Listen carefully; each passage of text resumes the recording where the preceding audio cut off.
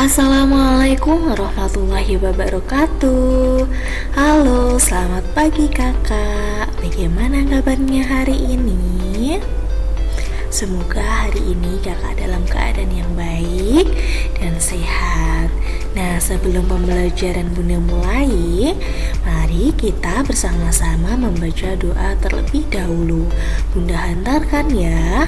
Bismillahirrahmanirrahim. Nah, hari ini kita akan belajar fikih sunnah hayat. Nah, kemarin kakak kan sudah belajar tentang sunnah-sunnah sholat. Ya, kakak kemarin belajar sunnah baiat dan sekarang kakak belajar sunnah hayat. Apa sih itu sunnah? Sunnah adalah sesuatu yang apabila kita kerjakan mendapatkan pahala dan apabila tidak kita kerjakan tidak mendapatkan dosa. Nah, sunnah sholat ada dua, sunnah baiat dan sunnah hayat. Nah, kemarin kan sudah dibahas oleh Bunda Sinta yang sunnah baiat. Nah, sekarang kita akan belajar sunnah hayat. Apa sih itu sunnah hayat? Sunnah hayat adalah hal-hal yang disunahkan di dalam sholat dan tidak disunahkan sujud sahwi jika meninggalkannya. Nah, sunnah sholat hayat ada 15, yaitu yang pertama, mengangkat kedua tangan ketika takbiratul ihram.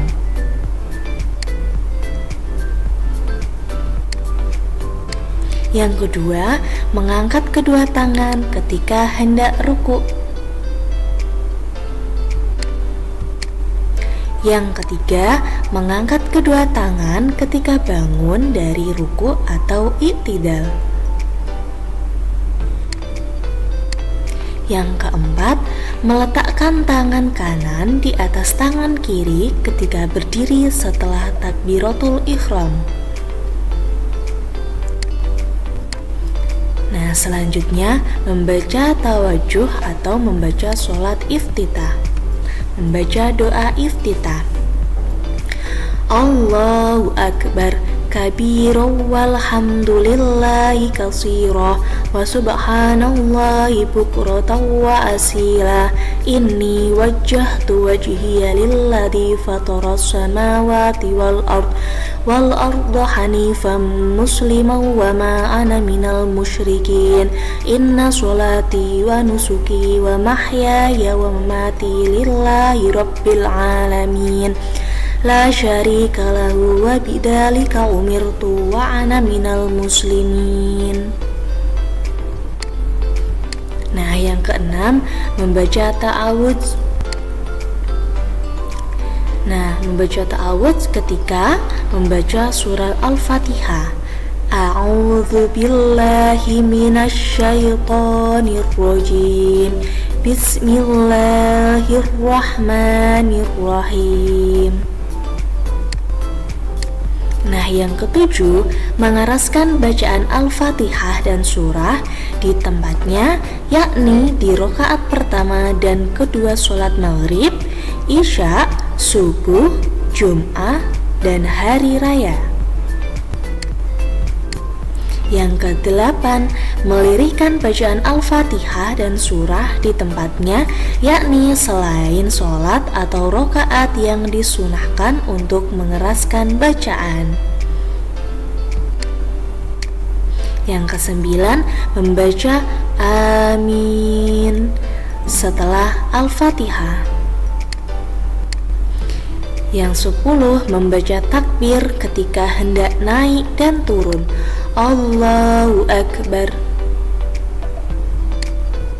Yang ke-11, membaca Sami Allahu liman hamidah Rabbana lakal hamdu mil'us samawati wa mil ardi wa mil ma syi'ta min syai'im ba'du. Nah, dan tasbih ketika ruku dan sujud. Yang ke-12, meletakkan kedua tangan di atas kedua paha ketika duduk tasyahud dan membeberkan tangan kiri dan menggenggam tangan kanan kecuali jari telunjuk. Yang ini ya, digenggam dan kecuali jari telunjuknya. Karena orang yang sholat itu akan memberi isyarat dengan jari telunjuknya sebagai saksi, yakni telunjuk kanan diangkat ketika membaca illallah tanpa digerak-gerakkan. Yang ke-13, duduk iftirashi untuk semua duduk, yakni duduk istirahat, duduk di antara dua sujud, dan duduk ketika tasyahud awal. Duduk iftirashi adalah duduk yang menjadikan kaki kiri sebagai alas tempat duduk dan kaki kanan berdiri menancapkan di atas bumi dengan meletakkan jari-jari kaki kanannya menghadap ke arah kiblat.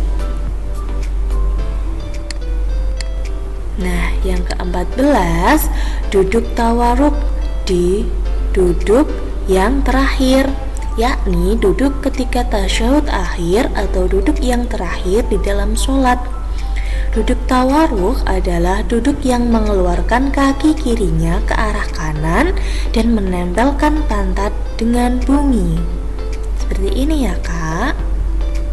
Seperti ini ya duduknya. Nah, yang terakhir, salam yang kedua.